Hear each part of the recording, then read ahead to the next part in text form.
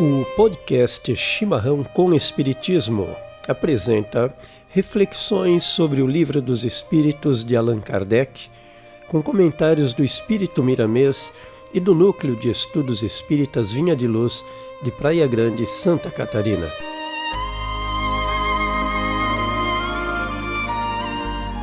Neste capítulo abordaremos a questão 166. Como pode a alma que não alcançou a perfeição durante a vida corpórea acabar de depurar-se? Resposta dos Espíritos, sofrendo a prova de uma nova existência. 166A. Como realiza essa nova existência? Será pela sua transformação como espírito? Resposta dos Espíritos. Depurando-se, a alma indubitavelmente experimenta uma transformação. Mas, para isso, necessária lhe é a prova da vida corporal. 166B. A alma passa então por muitas existências corporais? Sim, todos contamos muitas existências. Os que dizem o contrário pretendem manter-vos na ignorância em que eles próprios se encontram.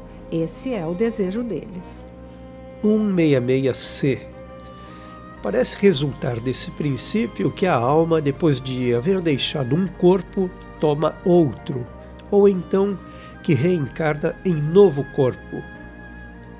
É assim que se deve entender? Evidentemente. Comentário do Espírito Miramês. A pluralidade das existências é um fato em todos os reinos onde palpita a vida. A mônada espiritual desperta e passa a recolher experiências em corpos variados. O que podemos falar é que a alma dorme na pedra em processos que ainda muitos não entendem, mas o tempo haverá de conferir a todos o conhecimento dessa modalidade de avanço espiritual. Ela sonha no vegetal. Também se virá a saber quais os processos desses sonhos e por que este estágio. Age no animal, com inumeráveis movimentos, buscando, por meios instintivos, os próprios dons guardados no coração. Finalmente, a alma desperta no homem, onde, com certo tempo, alcança a razão e se ilumina no super-homem em busca da angelitude. Eis porque não se deve negar a reencarnação, verdade das verdades, que marca a chama divina com todas as experiências do saber e do amor. Gostaria de contribuir, Martinha, explicando para os nossos amigos ouvintes o que seria a mônada. Mônada é o princípio inteligente em suas primeiras manifestações, ou seja, a centelha divina presente em todos os seres em suas fases iniciais de evolução. Aqui nós podemos observar que, embora a nós, mortais comuns, seja essa uma questão nebulosa, se não totalmente encoberta por nossa ignorância a respeito da criação do homem, do planeta, da natureza, do cosmo e de todo o vasto universo. Podemos fazer uma analogia que alguém, sem temor de errar, bem poderia definir de simplória, colocando em cena a própria evolução humana desde o surgimento do primeiro humano sobre o planeta até os dias atuais, não é? É verdade, interessante essa comparação, Martinha. E dentro desses parâmetros, não seria errado ou pouco inteligente entendermos e avaliarmos os nossos ancestrais sob condições primitivas, animalescas, dotados de mínimos ou nenhum traço de inteligência visível, comparando-os a rochas inertes, incapazes de agir e sonhar diante deste homem atual que somos, plenos senhores de nossos atos, a realizarmos obras prodigiosas a partir dos nossos sonhos. É porque muitas vezes, e a grande maioria das vezes, nós não olhamos para trás. Nós vivemos essa vida atual e nem entendemos como que chegamos até aqui, como que somos esses seres que nós somos hoje. Só o estudo nos traz esse esclarecimento. Quando nós estudamos a doutrina espírita, nós conseguimos entender essa fala do Miramês, quando ele nos fala que a gente desperta e passa a recolher experiências em corpos variados.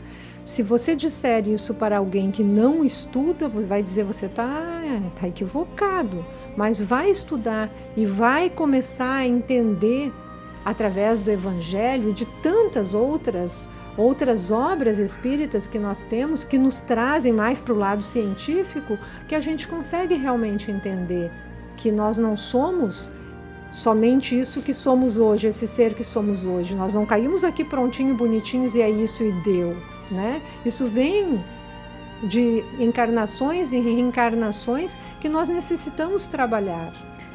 Na minha fala anterior, eu até trouxe ali o comentário dessa nossa ignorância a respeito da criação do homem, porque cientificamente nós temos aí uma evolução, muitas descobertas, mas aqui a questão mesmo é bem espiritual.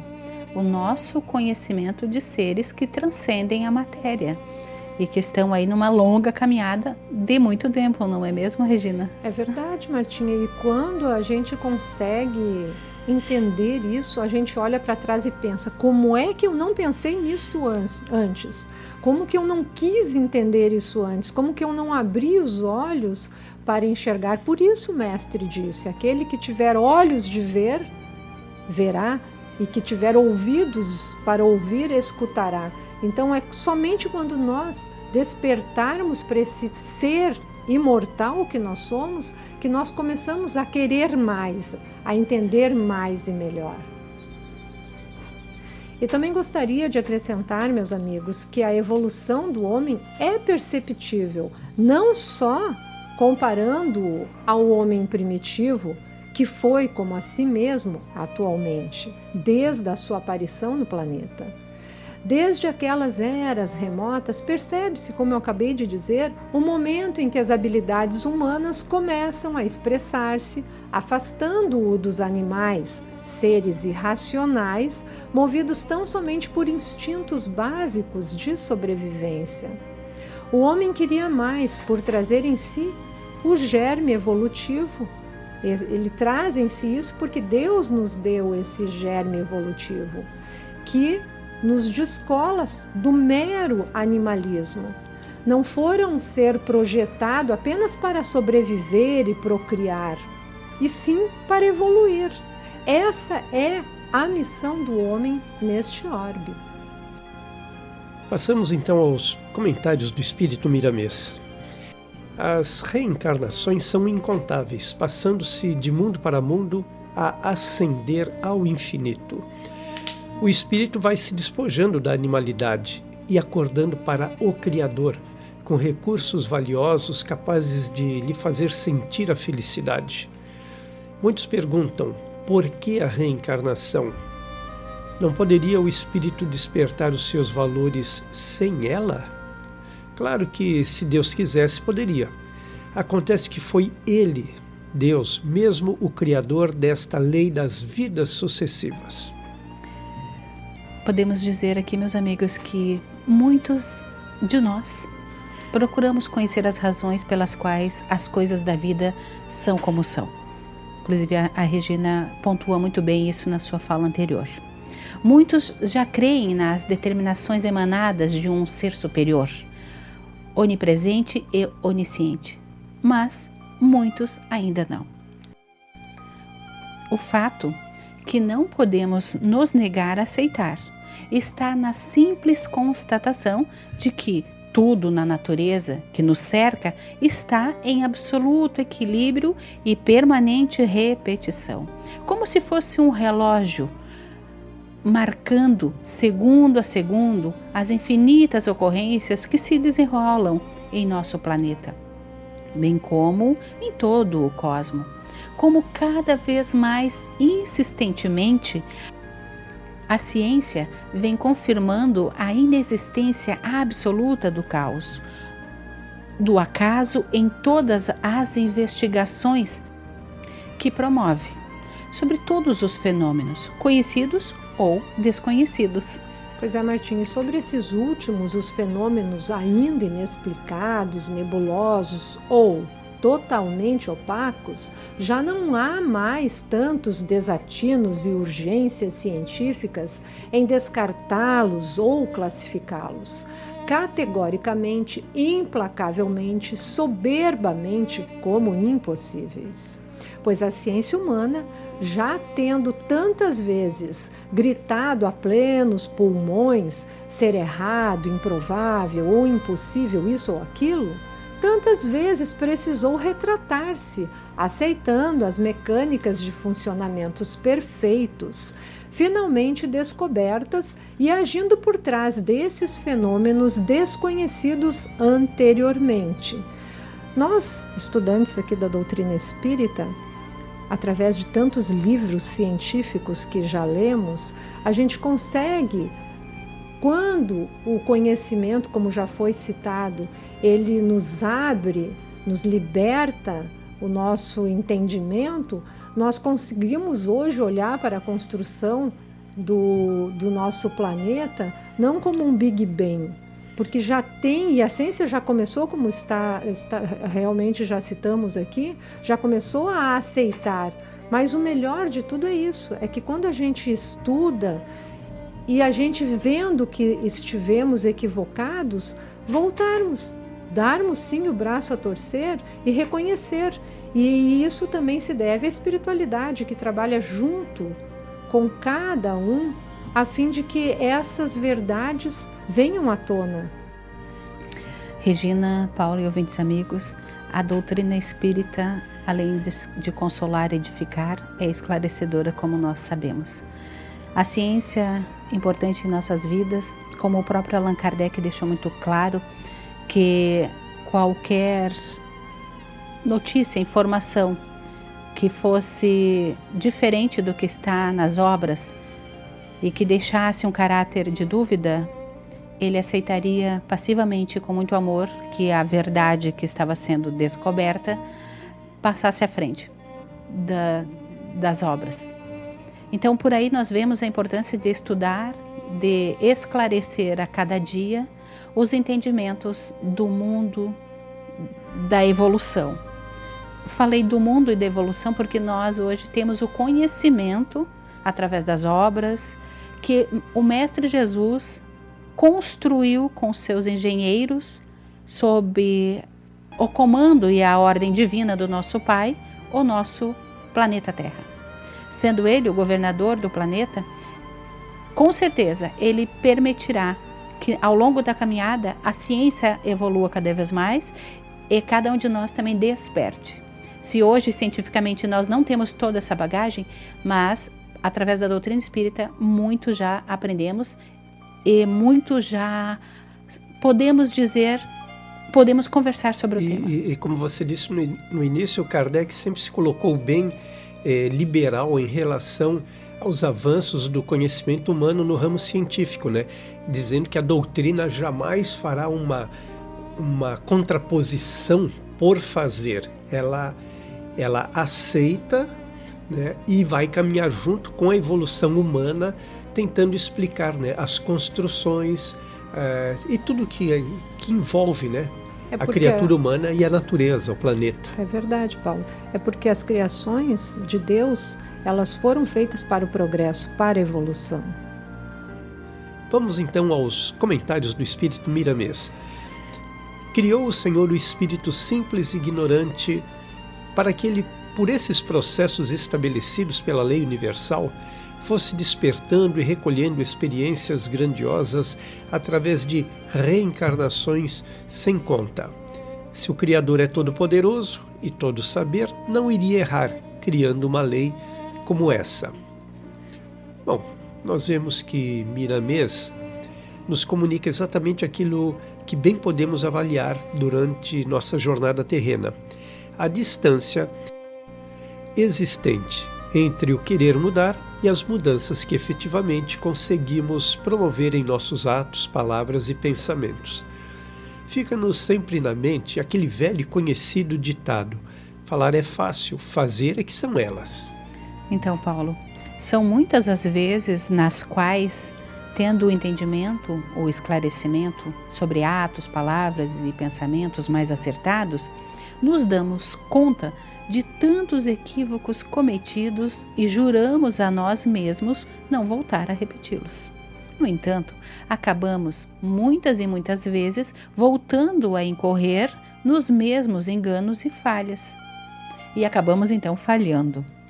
Mudarmos os hábitos arraigados não é tarefa fácil.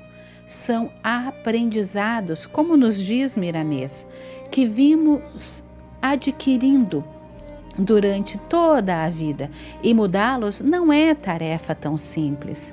Por isso, as reencarnações e a caminhada neste orbe para irmos despertando, evoluindo e aprendendo. Pois é, né, Martinha? Há, felizmente, um diferencial que devemos observar entre os dois comportamentos básicos: agir desconhecendo e agir conhecendo as atitudes corretas. Embora, intimamente, sempre tenhamos a percepção do que seja certo e o que seja errado, o bem e o mal, o salutar e o insalubre. Mas esse conhecimento mais incisivo a respeito das boas ações, palavras e pensamentos devam ser estruturas a serem construídas no homem desde tenra-idade. É esse o ponto nevrálgico a ser trabalhado. Dar às crianças, desde sempre, os melhores encaminhamentos para uma vida pessoal e social, saudável, produtiva, participativa e humanizadora. E aqui nós temos, na doutrina espírita, a evangelização infantil, também juvenil, que desde tenra-idade a criança começa a ter esse conhecimento do Pai, de Jesus, e das boas ações, palavras e pensamentos, e isso ela vai levar para a vida, Boas orientações, Em outras palavras, entendo que o que vocês estão trazendo à discussão é justamente a necessidade que temos de instituir esse caráter moralizador na educação da humanidade, no sentido de que deve ser apresentado aos homens um roteiro norteador para o bom desempenho de sua missão na jornada terrena, ou seja, ser bom e servir ao seu semelhante. E esse roteiro que você citou, Paulo, está plenamente descrito nas lições deixadas pelo nosso Divino Mestre Jesus e que são testemunhadas no seu Evangelho, documentado e perenizado por seus apóstolos. Trago novamente os comentários do Espírito Miramês. Estudemos, pois, os nossos caminhos, de modo a nos facultar a viagem pelos processos das vidas múltiplas. Se procurarmos meditar nas reencarnações, reconheceremos a justiça que se manifesta nos enfermos e doentes, pobres e ricos, primitivos e civilizados, enfim, em todas as diferentes situações dos homens no curso da vida. Trago os comentários agora do grupo, dizendo que Miramês nos concita a olharmos mais ao longe, não apenas com os olhos físicos, cujo alcance é irrisório, míope e absolutamente restrito em relação à eternidade que, como espíritos imortais, temos diante de nós. Olharmos para as vicissitudes da existência terrena, tendo-a como um único ato de uma peça teatral, com início, meio e fim. É hipervalorizarmos nossa condição essencialmente material. É interessante, não é mesmo, amigos? E ao mesmo tempo sombrio e mesmo aterrador imaginarmos que a crença numa existência apenas material tem um poder imenso de ampliar absurdamente tanto os momentos alegres como igualmente os infelizes. Pensar assim, encarar a vida através desse prisma, nos faz reféns de muitas dores, desgostos, desarmonias e, acima de tudo, nos põe de joelhos para as circunstâncias que tantas vezes definirão nossos caminhos. Até porque quando a gente analisa a vida de um modo geral, seria injusto, né? Olharmos pessoas com tantas dificuldades, com tantos sofrimentos, crianças que nascem com tantos problemas, se não tivesse um motivo para isso, entre aspas, né? Porque Deus, obviamente, não seria esse Pai soberanamente bom e justo se tivesse essa desigualdade toda. Aí seria um verdadeiro castigo, né? Se a gente entendesse que a vida tem, como nesse palco teatral, início, meio e fim, e é só isto e acabou, olhar pessoas que chegam aqui para sofrer tanto seria realmente entender que é um castigo, não tem saída. No entanto, a gente sabe que é um pagamento de débito que a pessoa está nesta encarnação assumindo, mas que isto vai aliviá-la na próxima ou nas próximas encarnações, e que nesta sequência reencarnatória o resultado sempre vai ser a de iluminação, ou seja, de plena felicidade. Todos chegaremos lá. Bem importante a fala de vocês, porque se enxergarmos a vida sob a condição apenas física, nos traz sim um certo tipo de desespero existencial, um enorme e intraduzível desânimo perante as situações, exatamente, né? Como as lutas. Muita gente que não crê na vida futura, na vida eterna, infinita do Espírito, muitas dizem, né? Mas por que eu vou me esforçar em melhorar ou fazer melhor se daqui a pouco estou morto? Tudo acaba.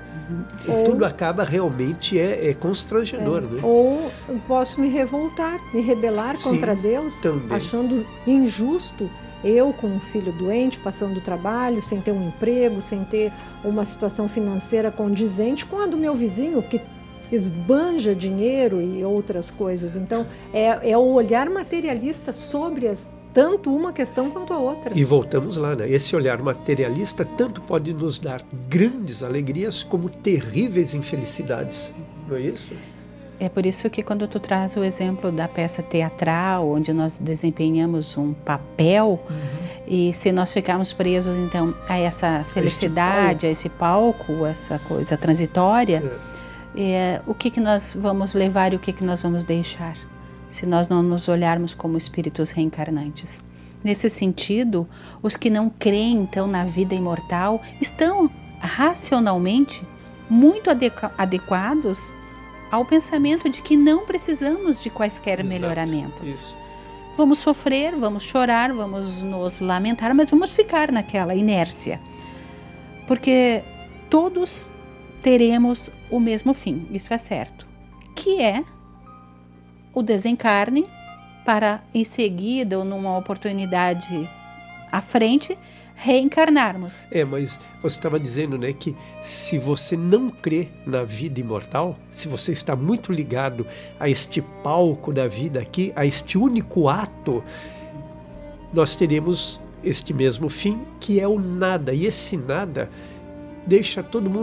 nos deixa sem resposta à pergunta essencial, né? Qual o propósito da vida afinal? Se você não crê na continuidade da vida, por que estamos aqui então? Esta poderá ser uma das propostas do Evangelho do Mestre Jesus, à luz da doutrina espírita, para estes corações que têm esta pergunta com tanta frequência na sua vida. Nós estamos aqui estudando e também aprendendo. Então, o convite fica nessa questão 166 do Espírito Miramês, para que busquemos o Evangelho do Mestre, que vai consolar, edificar e amparar, e também vai poder trazer para o nosso coração esta sensibilidade diante da vida e um pouco mais do entendimento dos acontecimentos diários que nos ocorrem, com um propósito divino sempre. Isso, Bertinha. E eu diria um pouquinho mais, o Evangelho é fundamental, aliado à doutrina espírita. Porque se você pegar o Evangelho, somente ele, pegue a Bíblia e leia o Marcos, Mateus, Lucas, João, você tem que ter o entendimento do que está escrito ali, né? E para essas pessoas que creem no nada, essas pessoas que estão com a visão entre aspas, equivocadas, porque estão arraigadas no materialismo, essas pessoas não vão entender esse evangelho. Então, quando você pega a doutrina espírita, pega o livro dos espíritos, que é esse estudo que estamos fazendo, e você começa a entender, começa a estudar, começa a se reconhecer como um ser imortal, você vai ver qual é o propósito da vida, que é a evolução do espírito. Eu gosto também da tua fala e a do Paulo anterior, para remeter os corações a questionar pela razão. Pela razão. Para chegar no entendimento espiritual. Porque Kardec, então, trouxe ciência, filosofia e religião.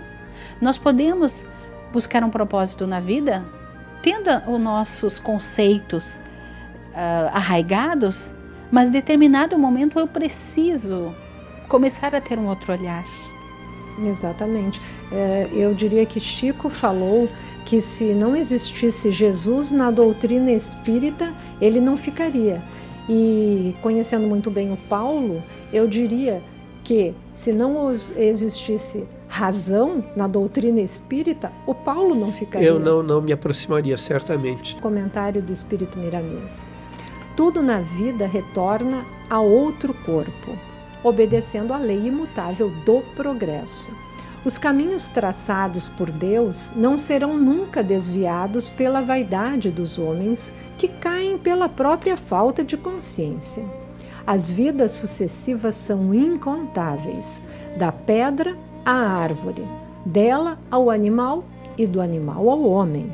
É uma extensão de tempo que se perde na noite dos milênios, mas o espírito é o mesmo, dentro da sua substância divina, como divina essência de Deus. Percebemos então, né, Regina, a fala de Miramês nos informando que não há acaso, tampouco cessação da vida após a morte carnal, que a vida continua noutros corpos, noutras reencarnações e que vamos adquirindo e somando experiências na carne e, consequentemente, importante lembrarmos, construindo evoluções no espírito, no nosso espírito. E esta construção, esta evolução, que eu vou usar o termo despertar de cada um, pode ser nesta, para despertarmos e então numa próxima nós já podermos trabalhar mais com afinco e esclarecimento pleno de muitas das coisas que hoje ainda não compreendemos. Ou seja, a vida vai ficando mais leve, né? Vai ficando mais leve e a gente vai conseguindo se doar mais para o próximo. Então, a expectativa é que realmente o mundo de regeneração seja esse mundo muito hiper cooperativo, hiper fraterno, né? De ajuda mútua o tempo todo, né? Mas é isso que você disse, passamos por esse processo, vários processos iniciais até chegarmos neste ponto, né? Pois é. Aqui na Terra, amigos, vamos driblando nossa falta de conhecimentos e nos aproximando da consciência límpida do que sejam as virtudes a serem praticadas nessa escola, como você citou, Paulo. Aí chegando próximo, trabalhando junto ao semelhante que necessita de ajuda, que é aqui na vida corpórea. E essas virtudes nós vamos adquirindo, vamos aprimorando ao nos afastarmos das nossas vaidades, do nosso orgulho, do nosso egoísmo, essencialmente humano. Eu diria mais, eu gostei muito da fala da Martinha aqui, onde ela diz, né, que a cessação da vida após a morte carnal. Não nos enganemos, irmãos de caminhada, irmãos, filhos de um mesmo Pai, irmãos do nosso Mestre Jesus, que quando desencarnarmos, nós seremos os mesmos que somos hoje. Nós não vamos chegar no mundo espiritual como anjos, se não o somos, né? Então, quanto antes nós despertarmos para começarmos esse trabalho, que é árduo, mas necessário, e ao mesmo tempo edificante e emocionante para as nossas vidas, a gente chega do lado de lá, entre aspas, né, no desencarne, muito melhores. E como já estudamos no 165, a perturbação que nós teremos nesse desencarne será bem menor, porque já nos entendemos como somos. Hoje, sendo uma Regina que praticou o mal, quando eu chegar do outro lado, esse ato meu, ele vai junto comigo. E lá, a cobrança da minha consciência para comigo, se eu ainda não estiver melhorado nada, eu vou continuar naquela turma de espíritos que se comprazem em fazer o mal. Mas no momento que eu já tenho o entendimento, que eu já quero o bem, e eu fiz o mal, e eu cheguei aqui e cedi a uma tentação, digamos assim, quando eu chegar do outro lado, no lado da vida espiritual, na erraticidade, eu vou sofrer, porque a minha consciência vai me cobrar, né? Eu já sabia e ao mesmo tempo eu caí. Então a gente pode citar aqui novamente o vigiar e orar do Mestre Jesus, se faz necessário, mas o despertamento, como a Martinha disse, é fundamental. É fundamental que reconheçamos que somos seres imortais e que chegaremos no mundo espiritual conforme sairmos daqui. Vamos então aos comentários do Espírito Miramês mais uma vez.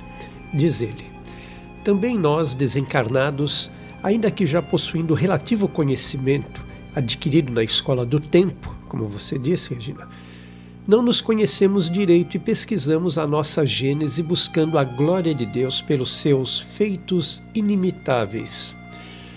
Ou seja, percebamos como nas palavras de Miramês se tornam distintas as dimensões existentes entre a vida física e espiritual. Enquanto estamos aqui, vamos aprendendo paulatina e muito vagarosamente com as lições na escola da vida, e na dimensão espiritual vamos nos aprimorando com plena consciência e lucidez na escola do tempo. Na verdade, Paulo, não há exatamente uma divisão entre as duas esferas existenciais, ou seja, a terrena e a espiritual. Elas vão se sobrepondo à medida em que o tempo passa no plano espiritual, que é a escola do tempo, e voltamos para mais lições, reencarnando aqui no plano físico, que será a nossa escola da vida. Trago novamente os comentários do Espírito Miramês. O de que precisamos mais urgente para o nosso bem é procurarmos entender e viver o amor com as suas inumeráveis divisões, para que a nossa consciência se tranquilize em todos os seus aspectos de vida. Devemos pensar na reencarnação e ler tudo sobre tal lei divina, meditando sobre as múltiplas existências que já tivemos e procurando melhorar a nossa vida, baseando-nos na vida de Jesus, para que o Cristo possa despertar em nossos corações, indicando-nos o caminho do céu da consciência. Pois é, amigos, Miramês nos dá neste trabalho algumas boas receitas. Ao que parece, tudo precisa deve estar sempre alicerçado em pilares bastante sólidos, isto é, devemos procurar conhecer as verdades divinas através dos estudos e, conhecendo essas verdades, nos colocarmos a praticarmos estas verdades. Para isto, o Evangelho de Jesus é ferramenta ideal, perfeita, incorrigível, desde que nosso divino irmão aqui esteve nos trazendo os melhores ensinamentos. Sim, Paulo. E dentre as muitas verdades naturais, temos o amor, que desdobrado em inúmeras virtudes, deve ser procurado em cada ação, em cada pensamento, em cada palavra que dirigirmos aos nossos irmãos de caminhada. É um trabalho árduo que temos que fazer, mas sempre entendendo que depois do nosso despertar é através do estudo, é através da meditação, é através das boas ações que esses pensamentos chegam no irmão. né? Não basta apenas querermos fazer, mas não agir. Tem que ter a ação. E para que não fique uma coisa muito, como diriam alguns, impossível ou difícil ou trabalhosa demais, eu não quero isso para mim, a gente tem que entender que é um processo. As nossas muitas reencarnações é um processo que começou quando fomos criados por Deus e que em cada encarnação que nós estamos, sempre é a nossa melhor encarnação. Porque hoje eu já estou melhor do que fui na encarnação passada. E provavelmente na próxima eu estarei melhor. Regina e Paulo e amigos ouvintes, indo para o final deste trabalho, quando a Regina traz a meditação, traz o entendimento das nossas múltiplas existências e muitas vezes parece que esta missão será impossível, dado o véu do esquecimento que nos obscurece as encarnações anteriores, lembremos que isso é divino, é por amor. No entanto, devemos também lembrar que a doutrina espírita, além de nos informar sobre tais ocorrências, estas ocorrências a qual me refiro é o entendimento da vida, é a compreensão das situações que vivemos com um olhar mais benevolente, mais amoroso e de esperança e fé na vida futura, para podermos dar continuidade na caminhada de lutas e dificuldades, muitas vezes regadas aí de muita alegria, contentamento e bom ânimo. Quando falo novamente da doutrina espírita, é importante lembrarmos que passaremos por diversos testemunhos, inúmeros. E estes testemunhos sempre serão amparados pelos espíritos superiores. Porque nós temos a mão divina sobre as nossas cabeças, sobre a nossa existência terrena ou espiritual. Martinha, quando tu traz aí o testemunho de inúmeros espíritos superiores que nos ajudam, nós também sabemos que através da mediunidade de nossos próprios irmãos, eles vêm trazer esse testemunho para nós que não acreditávamos na existência da vida após a morte. Então, né, Regina, percebemos aí os equívocos que carregamos por muito tempo ao longo da caminhada. E hoje temos a alegria de constatar, através dos testemunhos dos nossos irmãos, que os testemunhos das nossas vidas, das lutas, têm um sentido, têm um motivo e que a vida continua, podemos assim dizer. Mas que o estudo da doutrina espírita é aquela que vai esclarecer ainda mais todos esses equívocos. Pois é, Martinha e Regina.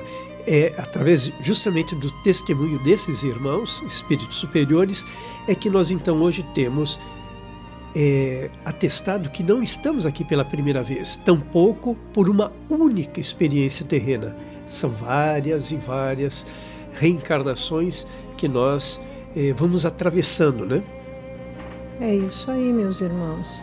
E, novamente, trazendo a meditação, nós, fazendo esta meditação, nós nos esclarecemos acerca das lições que precisamos aprender e adotar para que a nossa atual existência nos seja leve, nos seja produtiva e que nos propicie futuramente uma nova encarnação ainda mais evoluída e lúcida no entendimento de nossa verdadeira missão como espíritos encarnados.